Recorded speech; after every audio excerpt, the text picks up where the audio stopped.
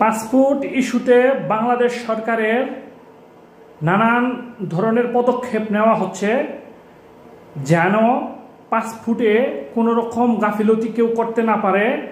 বিশেষ করে দুর্নীতি, দালালি, অসাধু চক্র যারা উৎপেতে থাকে, বিশেষ করে প্রবাসীদের যারা পাসপোর্ট বানিয়ে প্রবাসে আসতে চায় তাদেরকে ক্ষতি করার জন্য এবং অসাধু ব্যবসায়ীদের পকেট ভারী করার স্বার্থে এই কাজগুলো তারা করে থাকে।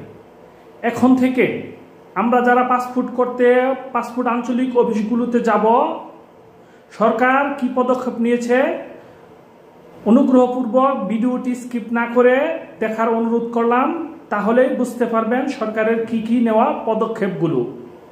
তার মধ্যে সবচেয়ে বড় পদক্ষেপ যেটি হলো পাসপোর্ট বিষয়ে সরকার বর্তমানে এখন অনেকটাই সচেতন হওয়ার জন্য বিভিন্ন ধরনের পদক্ষেপ নিতেছে। তার মধ্যে হলো ভেন্ডর নিয়োগ। ভেন্ডর মানে জিনিসটা আমি আপনাদের প্রবাসী ভাই এবং যারা পাসপোর্ট বানাবেন তাদের বুঝিয়ে বলতেছি। ভেন্ডর সিস্টেমটা হলো এরকম, তারা লাইসেন্স নিবে, ভেন্ডরের মাধ্যমে লাইসেন্সগুলো নিয়ে তারা একটা অফিস স্থাপন করবে, অনলাইন সিস্টেমের একটা অফিস, যেমন আমাদের দেশে অনলাইনের অফিস দোকানগুলো আছে এরকম। তারা দেখেন যেখানে পাসপোর্ট আঞ্চলিক অফিসগুলো বিশেষ করে সেখানে তার আশেপাশে তারা সেই অফিসগুলো নিবে, তাদের লাইসেন্সধারী হতে হবে। তারা এটা সরকার কর্তৃক অনুমোদিত একটি লাইসেন্স নিয়ে সেই অফিসগুলো খুলতে পারবে। নির্দিষ্ট একটি মূল্য আকার করে দেওয়া হবে তাদেরকে, যে মূল্যের উপর ভিত্তি করে তারা যারা আমরা পাসপোর্টের কার্যকলাপগুলা, যেমন পাসপোর্টে ভিসা লাগানো, পাসপোর্ট তৈরি করা, বিএমইটি কার্ড, এরকম যে অনলাইন ভিত্তিক যে কাজগুলো আছে, ভিসা প্রক্রিয়াকরণের মাধ্যমে আমাদের যেভাবে বিদেশ আসতে হয়, সমস্ত প্রকার কাজগুলো এখন থেকে সেখানে যে ভেন্ডরগুলো বা যারা লাইসেন্স করে নিয়োগ নেবে শুধু তারাই করতে পারবে।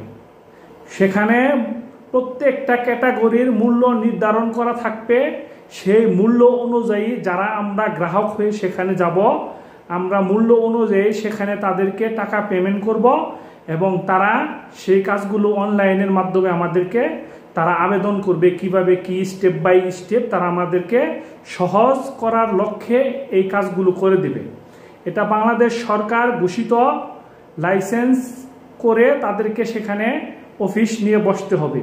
যদি তারা কোনো প্রকার লাইসেন্স নেবার পরেও যদি আমাদের সাথে কোনো প্রকার খারাপ বিহেভ বা আমাদের কাছ থেকে বেশি টাকা অর্থ আত্মসাতের মতন কার্যকলাপ হয়, তাহলে আমরা তাদের সরকারের মাধ্যমে যে কোনো ধরনের আইনানুগ ব্যবস্থা নিতে পারবো।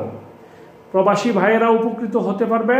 দয়া এবং অনুগ্রহপূর্বক ভিডিওটি ভালো লাগলে সাবস্ক্রাইব, লাইক, কমেন্ট করতে ভুলবেন না প্লিজ।